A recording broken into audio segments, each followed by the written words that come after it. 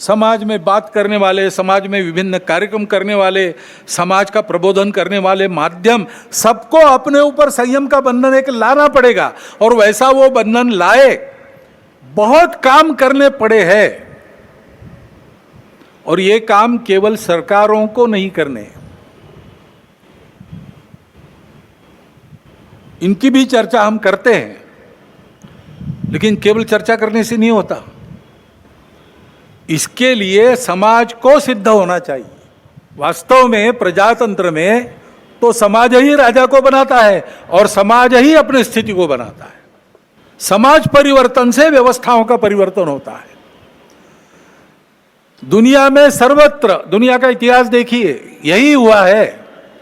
जब कोई परिवर्तन आया, समाज में आया, उसके कारण व्यवस्था में आया। हमारे काम करने पर भगवान की लकड़ी लगती है, भगवान की उंगली लगती है। हमारी लकड़ी पर गोवर्धन उठ रहा है, हमको लगता है उंगली भगवान की लगती, परंतु उंगली तभी लगती जब हमारी लकड़ी लगेगी।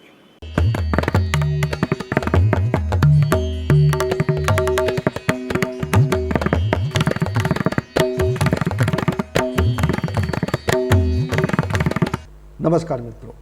तो ये भाषण का एक संक्षिप्त हिस्सा था मोहन भागवत का।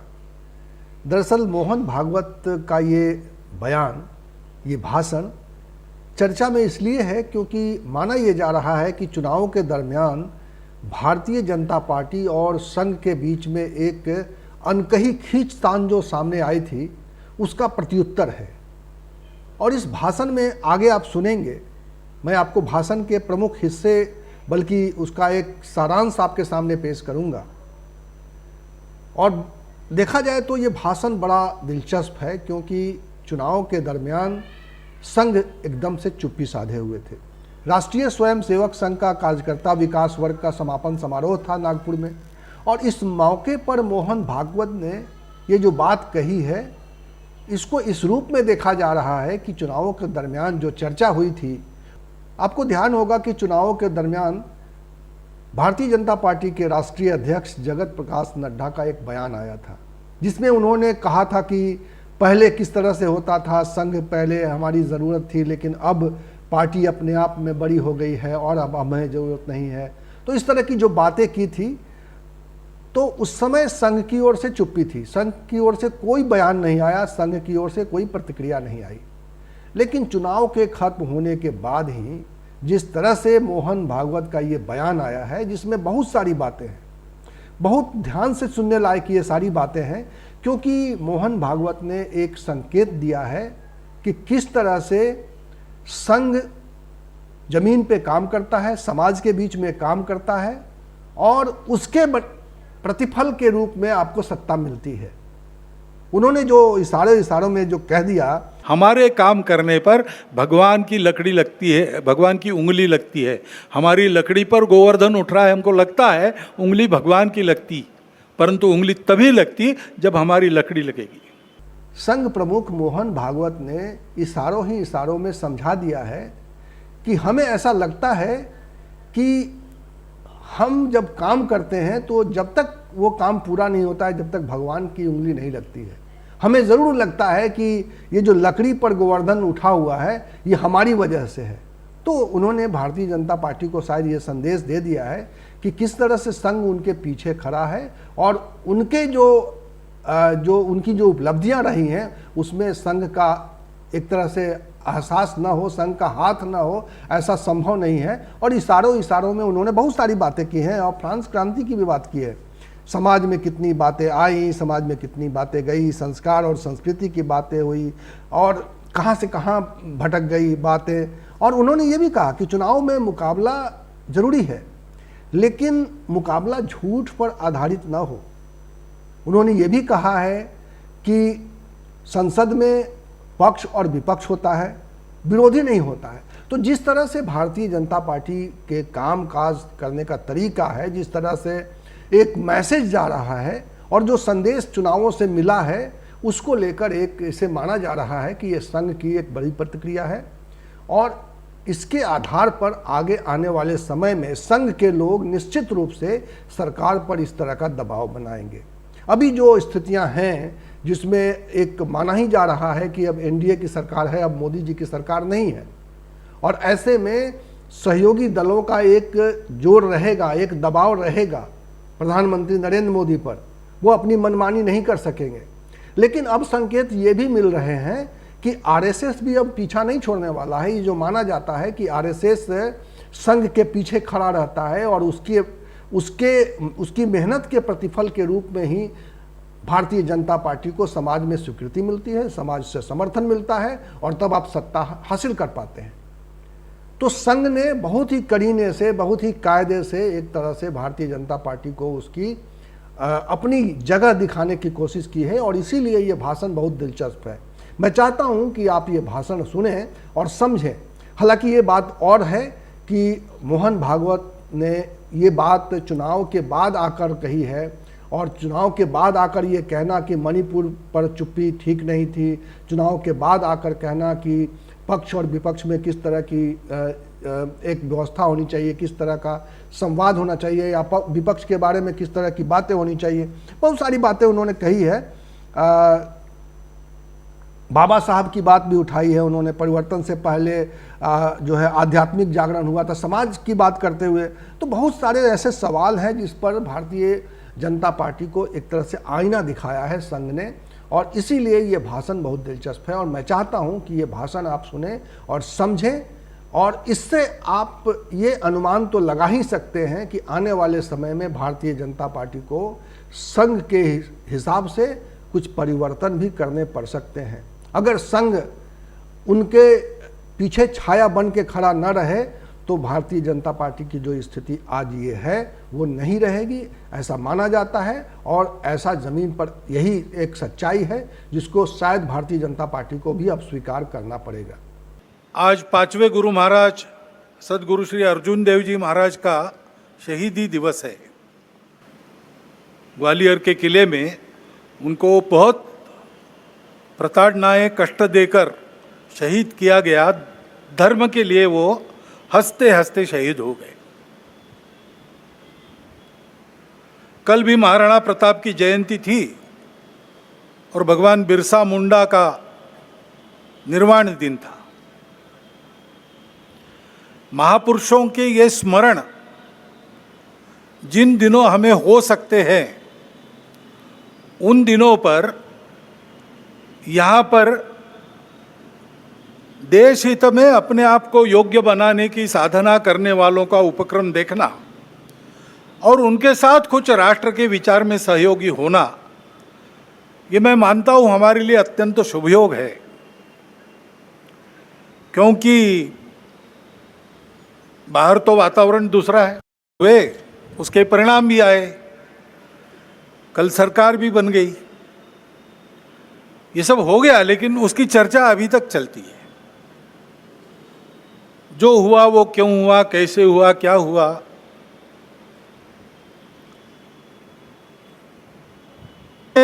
देश के संचालन के लिए कुछ निर्धारण करने वाला वो प्रसंग है, महत्वपूर्ण है। लेकिन हम चरविचरवन करते रहे, इतना महत्वपूर्ण क्यों है? समाज ने अपना मत दे दिया, उसके अनुसार सब होगा। क्यों कैसे इसमें संघ के हम लोग नहीं पढ़ते। कर्म करे करता नहीं, दास कहाए सोई। जो सेवा करता है, जो वास्तविक सेवक है, जिसको वास्तविक सेवक कहा जा सकता है, उसको कोई मर्यादा रहती है, वो मर्यादा से चलता है। वैसे ही वो कार्य करते समय दूसरों को धक्का नहीं लगना चाहिए, ये मर्यादा भी उसमें निहित है। तो ऐसी मर्यादा रख के हम लोग काम करते हैं। काम करने वाला उस मर्यादा का ध्यान रखता है। प्राथमिकता देके उसका विचार करना ये कर्तव्य है। समाज में कितनी बातें आ रही, भले घर की महिलाएं शराब पीकर कार चलाती है और नीचे लोगों को रौंद देती है।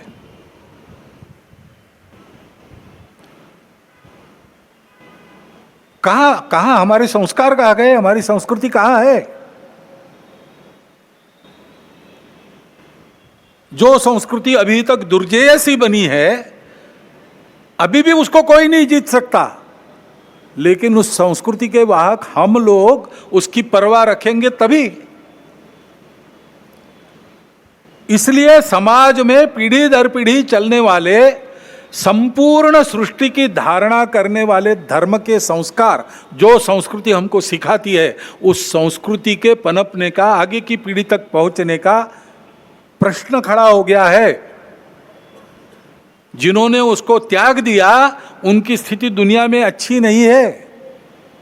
भले ही भौतिक वैभव होगा, परिवार टूट रहे हैं, मन में अशांति है, छोटे बच्चे बंदूक लेकर अपने विद्यालय के सहपाठियों को गोलियों से भून डालते, ऐसी परिस्थितियां आती है। पिताहीन मातृत्व, कितनी बातें हैं। क्या हमको वैसे बनना है? क्या हमको अपना परिवार प्यारा नहीं है? क्या अपने हमारे सगे संबंधी हमारे कुछ नहीं लगते? उस संस्कृति के संरक्षण का प्रश्न है। उसके लिए समाज में बात करने वाले, समाज में विभिन्न कार्यक्रम करने वाले, समाज का प्रबोधन करने वाले माध्यम, सबको अपने ऊपर संयम का बंधन एक लाना पड़ेगा, और वैसा वो बंधन लाए। क्योंकि आज के तंत्र में सरकार बहुत सी बातें देखती है, उसके लिए भी सरकारों को प्रावधान करने पड़ेंगे। बहुत काम करने पड़े हैं, और ये काम केवल सरकारों को नहीं करने, इनकी भी चर्चा हम करते हैं, लेकिन केवल चर्चा करने से नहीं होता। इसके लिए समाज को सिद्ध होना चाहिए। वास्तव में प्रजातंत्र में तो समाज ही राजा को बनाता है, और समाज ही अपनी स्थिति को बनाता है। तो समाज ने अपने आप को खड़ा करना, यह पहली बात आवश्यक होती है। समाज परिवर्तन से व्यवस्थाओं का परिवर्तन होता है। दुनिया में सर्वत्र, दुनिया का इतिहास देखिए, यही हुआ है। जब कोई परिवर्तन आया, समाज में आया, उसके कारण व्यवस्था में आया। नेतृत्व खड़ा हुआ, लेकिन नेतृत्व को समाज का प्रतिसाद मिलने के लिए समाज का परिवर्तन हुआ। फ्रांसीसी राज्य क्रांति में फ्रांस के गरीबों का असंतोष शिखर पर पहुंच गया था, इसलिए क्रांति की बात करने वालों के पीछे सारी जनता खड़ी हो गई। यही रशिया में हुआ है। ये खड़ा हो गया समाज में कि इससे छूटना है, इससे बाहर आना है। अब वहां ये संस्कृति नहीं है जिसका वर्णन महात्मा ने किया, हमारे संत जी ने किया। संयम की, सत्य, अहिंसा, अस्तेय, परिग्रह, ब्रह्मचर्य, ये हमारे पास है। और इसलिए हमारे पास यही हुआ, लेकिन उसकी जो अभिव्यक्ति थी वो अलग प्रकार थी, वो भारतीय अभिव्यक्ति थी। डॉक्टर बाबा साहब आम्बेडकर कहते हैं कि कोई बड़ा परिवर्तन होने के पहले समाज का एक बड़ा आध्यात्मिक जागरण होता है, ये नियम है। अपने देश में तो है ही। शिवाजी महाराज के पहले सैकड़ों वर्ष संतों ने आध्यात्मिक जागरण किया, भक्ति की बुनियाद देकर सारे समाज को भेद मिटाकर वर्ण अभिमान विसर ले जाती, भूल गए वर्ण अभिमान और जाति, ऐसा समाज खड़ा किया। तो शिवाजी महाराज ने स्वराज्य का विचार रखा, उसके पीछे सामान्य आदमी खड़ा हुआ, अपना घर गृहस्थी संभाल कर, और उनके साथ लड़ता था। इसलिए दुनिया की बलाढ्य ताकतें भी उसको पराजित नहीं कर सकती। ये समाज के निर्माण का काम करना है।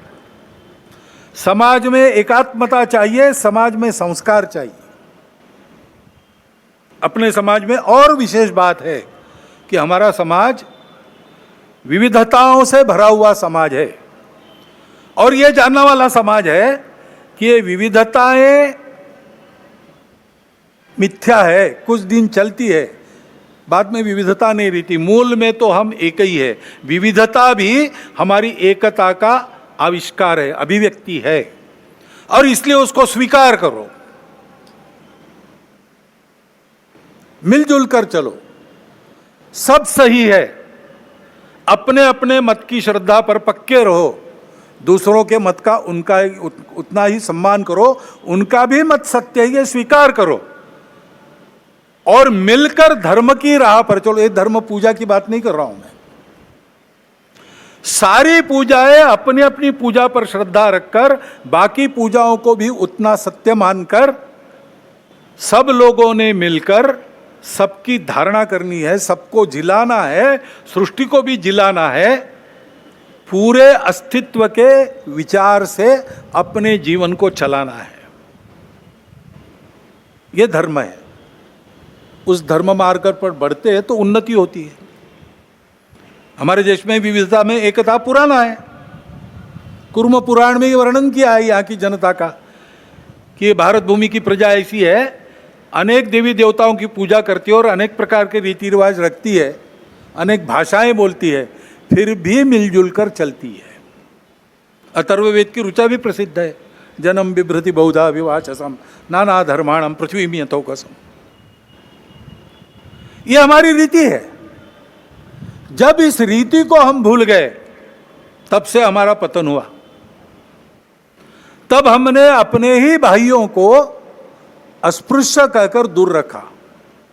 कोई इसके पीछे न्याय नहीं है, कोई शास्त्र इसके पीछे नहीं है, नहीं इसको वेदों का आधार है, न उपनिषदों का आधार है। ये तो स्वार्थी लोगों ने बुना हुआ जाल है, अथवा कुछ समय आया होगा जिसमें ऐसा चलना पड़ा होगा, पता नहीं क्या था,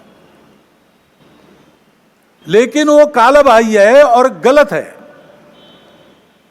समाज में एकता चाहिए, लेकिन अन्याय होता रहा है, इसलिए आपस में दूरी है, मन में अविश्वास है, हजारों वर्षों का काम होने के कारण चिढ़ भी है। अपने देश में बाहर से आक्रमक आए, आते समय अपना तत्वज्ञान भी लेकर आए। यहाँ के कुछ लोग विभिन्न कारणों से उनके विचारों के अनुयायी बन गए, ठीक है, अब वो लोग चले गए, विचार उनके रह गए, उसको मानने वाले रह गए। है तो यहीं के विचार, वहां के हैं, तो यहां की परंपरा को उससे कोई फर्क नहीं पड़ता। बस एक बात है कि भारत के बाहर के विचारों में जो हम ही सही बाकी सब गलत है, उसको छोड़ो। मतांतरण वगैरह नहीं करने की जरूरत है। सब मत सही है, सब समान है, तो फिर अपने मत पर ही रहना ठीक है। दूसरों के मत का भी उतना ही सम्मान करो। लेकिन बाहर से आए थे इनके मत, इनका तत्व देने वाले, तो लड़ाई हुई, संघर्ष हुआ, संघर्ष का इतिहास है। बहुत गहन संघर्ष हुए, बहुत कटु संघर्ष हुए, उसकी यादें भूले नहीं है हम, और उन यादों को भूले नहीं तो परिणाम देश टूट गया। वो भी और इन दूरियों को और चौड़ा करता है। बहुत गहरे घाव है, उसकी पीड़ा है।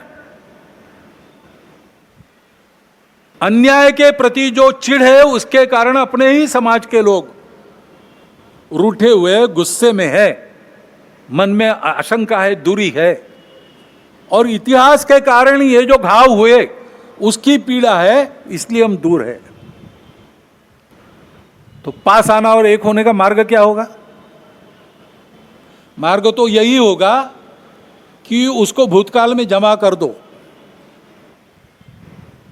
डर है तो दुर्बल मत बनो, शक्ति संपन्न बनो, डर नहीं रहेगा। लेकिन शक्ति के साथ शील संपन्न बनो। शील अपना अपने धर्म और संस्कृति से आता है, जो सत्य के बाद अहिंसा को कहता है, सबके प्रति सद्भावना को कहता है। सबके प्रति सद्भावना को लेकर पुरानी बातों को भूलकर सबको अपनाना, और हम एक दूसरे को अपना सके, इसलिए अपने को जो बदल अपने में करना है, अपने घर से उसका प्रारंभ करना, स्वयं से प्रारंभ करना।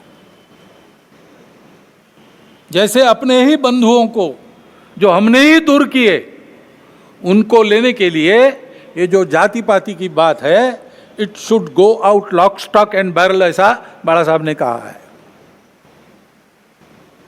भाषण में तो जाती है, कार्यक्रमों में तो जाती है, मेरा आचरण और मेरे घर के आचरण में वो जानी चाहिए।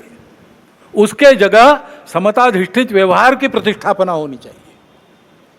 कठिन होगा, लेकिन देश के लिए करना पड़ेगा। हजारों वर्षों से जो पाप हमने किया, उसके प्रक्षालन के लिए करना पड़ेगा। ऐसे ही आपस में मिलना जुलना है। भारतोद्भव जो लोग हैं, उनसे मिलना आसान है, क्योंकि एक ही बुनियाद है। वही यम नियमात्मक आचरण का पुरस्कार सर्वत्र है, और एक से सब निकला है। एकम सद विप्रहा बहुधा वदंती, यही सबकी श्रद्धा है। इसलिए वो तो संबंध रखना, आना जाना, अभेद बरतना, रोटी बेटी सब प्रकार के व्यवहार होने दो। लेकिन जो बाहर की विचारधारा है, ये उनकी प्रकृति ऐसी थी, हम ही सही बाकी सब गलत। अब उसको ठीक करना पड़ेगा, क्योंकि वो आध्यात्मिक नहीं है। इन विचारधाराओं में जो अध्यात्म है, उसको पकड़ना पड़ेगा। पैगंबर साहब का इस्लाम क्या है, सोचना पड़ेगा। ईसा मसीह की ईसाईयत क्या है, सोचना पड़ेगा। भगवान ने सबको बनाया है, भगवान की बनाई जो कायनात है, उसके प्रति अपनी भावना क्या होनी चाहिए, सोचना पड़ेगा। सोच समझ के जो समय के प्रवाह में विकृतियां आई है, उसको हटाकर, ये जानकर कि मत अलग हो सकते हैं, तरीके अलग हो सकते, सब अलग हो सकता है, हमको इस देश को अपना मानकर, उसके साथ अपना भक्तिपूर्ण संबंध स्थापित कर, इस देश के पुत्र सब कुछ अपने भाई है, ये जानकर व्यवहार करना पड़ेगा। और ये होना पड़ेगा तो उसके लिए आदत की आवश्यकता रहती है। क्योंकि विचार तो अच्छे होते हैं, मन को भी अच्छे लगते हैं, बुद्धि भी उनको मान्य करती है, लेकिन दशकों की, शतकों की जो आदत है, उसको सुधारने में समय लगता है। उसको सुधारने में समय लगता है। और इसलिए उसके लिए रोज व्यायाम करने की आवश्यकता है। वो व्यायाम ही संघ की शाखा है। ये सारी बातें संघ की शाखा में होती है, हंसते खेलते होती है। करने वालों को ध्यान में भी नहीं आता कि जो मैं कर रहा हूं उससे ये हो रहा है। 10-12 साल के बाद पीछे मुड़ के उस समय के स्वयं के चित्र को देखता है तो उसको लगता है कि मैं कितना बदल गया।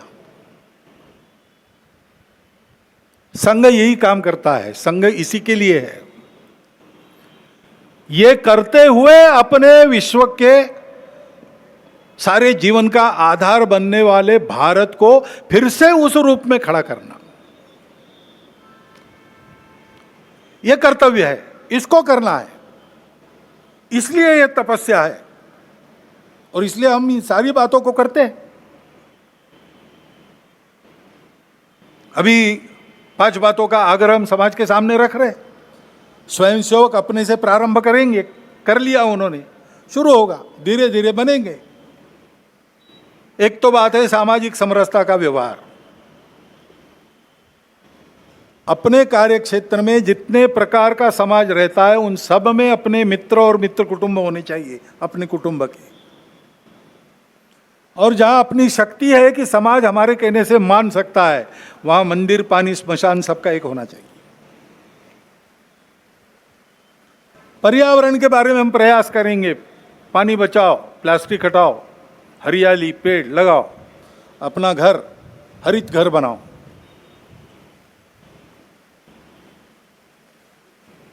स्व आधारित सारा व्यवहार हो।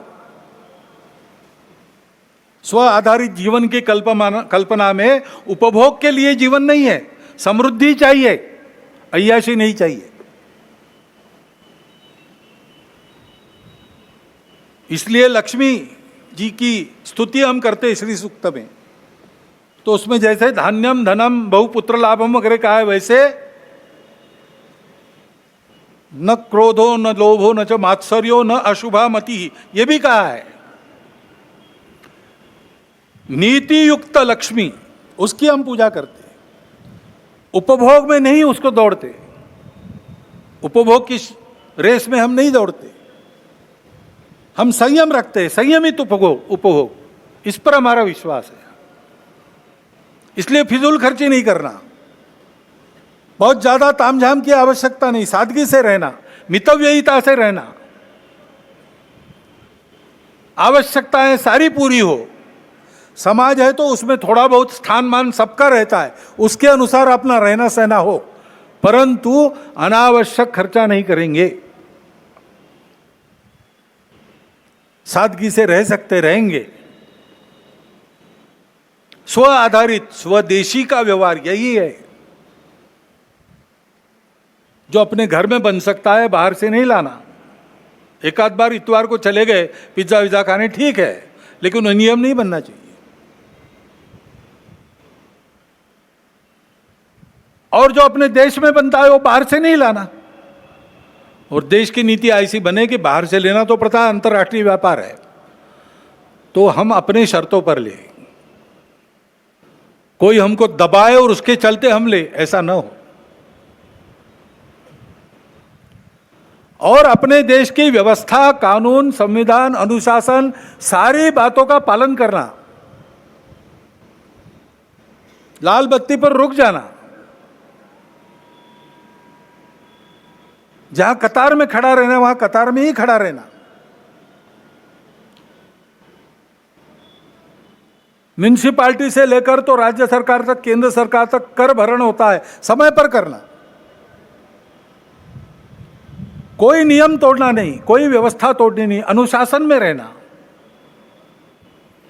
और ये सारा मैं और मेरा परिवार कर सकूं, इसलिए हफ्ते में एक दिन अपने परिवार के साथ बैठना, अपनी परंपरा, कुल की और देश की, उसकी संस्कृति, उसके मूल्य, उस पर आधारित व्यवहार, इसका स्मरण करना, उनको अपने जीवन में परिश्रम के साथ प्रसंग आया तो प्राण देकर भी निभाने वाले अपने कुल के और अपने देश के पूर्वजों का स्मरण करना, और उसके अनुसार अपना घर है कि नहीं इसकी चर्चा करना, और सहमति से जो तय होता है वो लागू करना।